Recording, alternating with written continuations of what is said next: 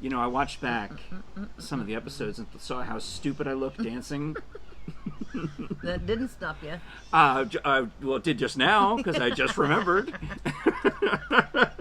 Especially during the Hutch and Howard jingle. If I ever, did you watch it? I did. If I ever start to do that, whatever the heck I was doing, I was trying to do the, what was it, the Hatfield and McCoy, or the giggity giggity, whatever, Cotton Eye Joe, whatever it was. Not the giggity giggity. Is that bad? Just don't ever say that again either. Why? Just don't. I know it's from a show. Yes. It's either from Family Guy or from Family Guy. King of the Hill. I don't know. I think not. Anyway, one of the shows that I missed in life. Yes. But I heard guys on the radio would say it and get a big laugh. Right, because it's dirty. Oh, my apologies. It'd be like if I quoted the Grease Man with his various hobbledoo-gee and gobbledoo-ga and gibbity-gee, all these things he used to say, that when we listened to the Grease Man long enough in Washington, D.C., we knew that it was filthy, but he would make up words. He would make up words to replace the dirty things. Yeah, the Grease Man. Did you ever heard of the Grease Man? No. He was Doug Tract was his name, and he was from. He became famous in Florida, and then they hired him to replace Howard Stern at DC 101 in Washington D.C. And he was very successful, very controversial, because he would say things like Howard that were completely wrong and completely inappropriate. And he eventually, second strike, I guess, or second or third strike, eventually you get fired from it. And we would compete against him, so it didn't bother us that he was getting in trouble. It was good. Do your thing, man. Good for us. But I got to meet him a couple of times when he relocated to Los Angeles, and so did I. And he was friends with Jay Thomas, and I worked for Jay Thomas. So. And you were talking about getting out of DC. I'm just gonna sit back. I learned to despise politics. Yeah. I never really liked it. My dad was into it. My dad thought it was cool that we were moving to Washington, D.C. when I was 18. And, he went and died a few years later, so it was easy for him. He didn't have to put up. Let us deal with it. He didn't have to put up with it. I just got to dislike it so much. Yeah, the debate was recently, the first presidential debate was recently, and they called it a presidential debate. And in any term of presidential, it makes you weary. You know what? It's like they're running for student government president, student body president. Yeah. Because, they make these... It's a popularity contest. It's a popularity contest, and anytime a candidate... And I also feel that the role of president in my life, and I'm, older than you, I can't think of anything the president has done that affected me to the degree that the way a governor affects me. Or a mayor affects you. Right. Mayor...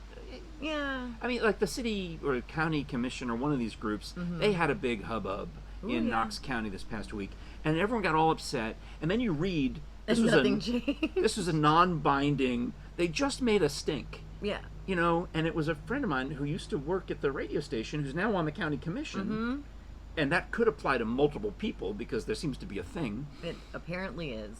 But he's up there making a big hubbub, right? And everyone gets all riled up, and then it turns out that it's just a resolution. It doesn't have any teeth to it. It's like a toddler stomping their feet when they don't get a treat, and it doesn't matter. But if you find that so anyway, and it's like in the national politics again. I've not been affected directly because it takes so long for anything to ever happen in the Senate and the House and the presidency.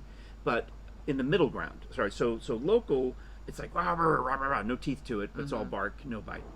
President, it's all same thing, but then you get right down the middle, and the governor can sign something this afternoon, and we have to do something different tomorrow. Right.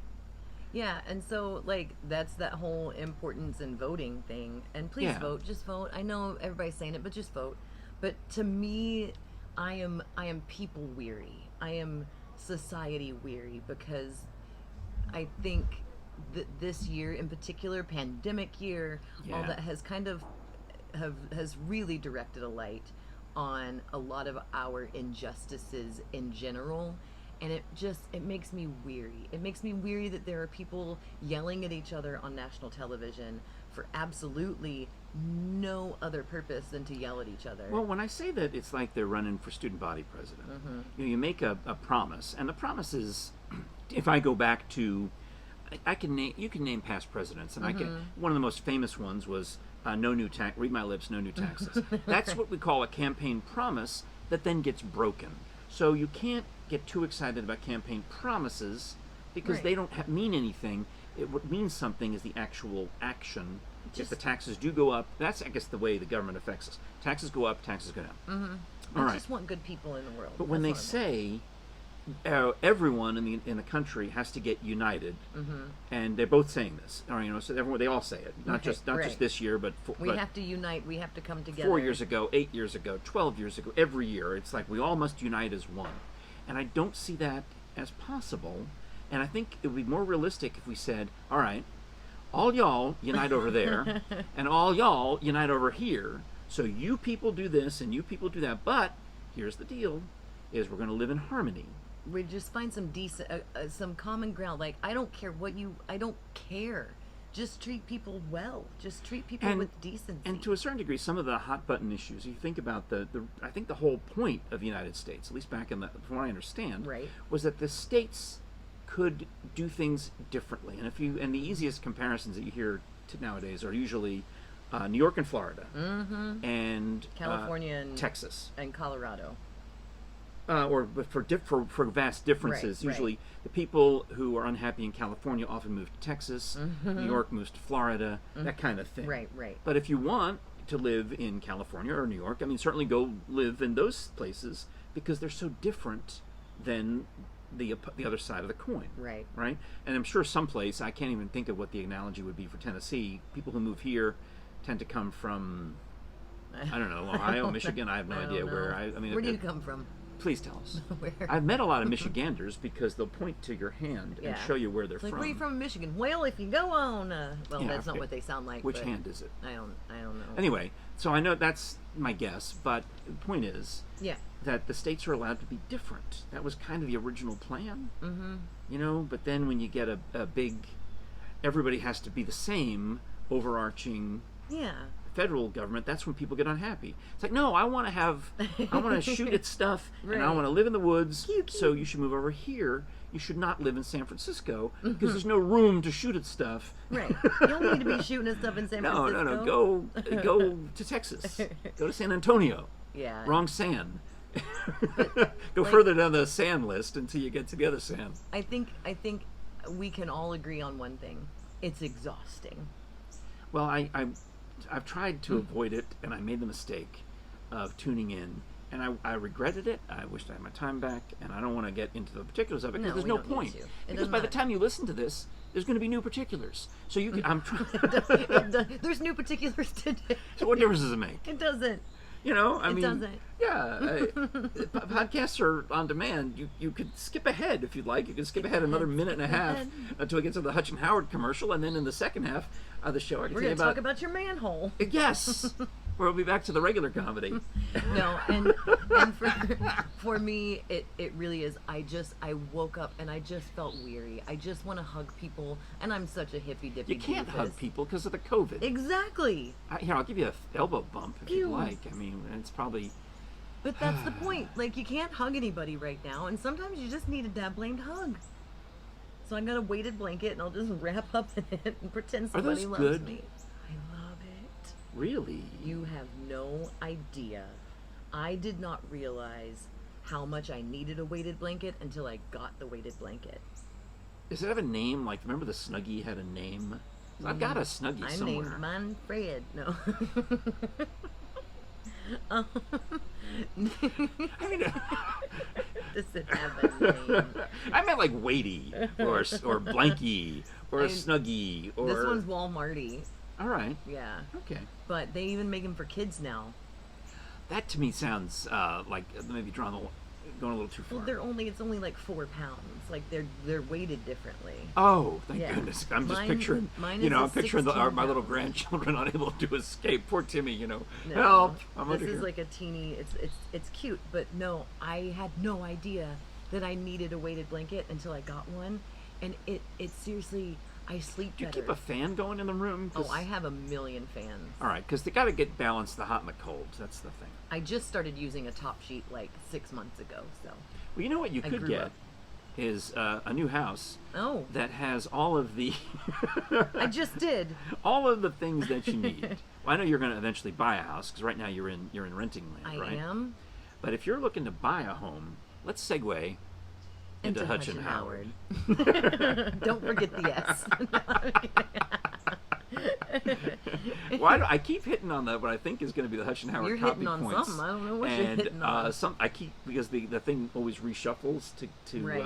Well, I can help you out. Hutch and Howard, you can buy land, like we've talked about before, for $30,000. You can buy a $1 build million yourself, home. yeah, build something up.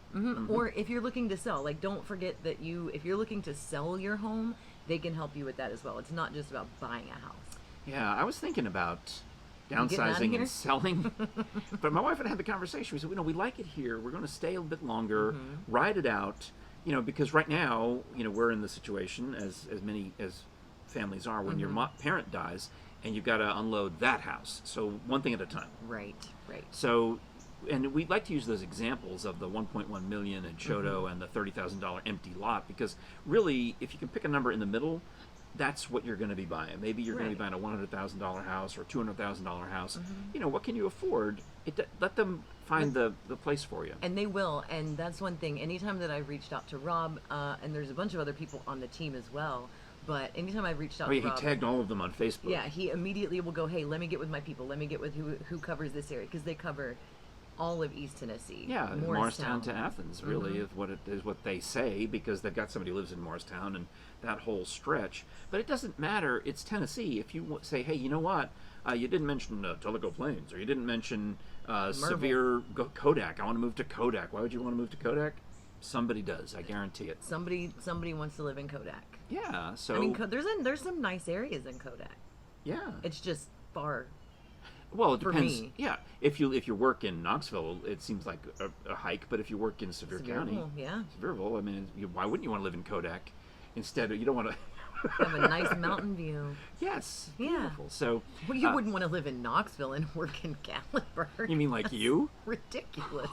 Are you looking to relocate? Hutch and Howard. Yes. Call 865-966-5005. They are part of Keller Williams Realty, and each office is independently owned and operated. And that's hutchandhoward.com. If you're buying or selling your Dance. home, trust a professional, don't Stop. do it alone. Stop it. We're playing the jingle. From the sunflower fields to the Sunsphere Tower, there's a knowledgeable name. It's Hutch and Here's the call Howard. sending. It's Hutch and Howard. Thank you so much, Hutch and Howard. Yeah, thank you guys. You know what? Tell me about your manhole. I probably played Coconut Beach all the way through our political talk. Did you? Because I thought when you hit it again, it stopped, but I don't Oh. think it Well, stopped. here's the thing. It didn't on the video. Right, so you can watch us on youtube.com.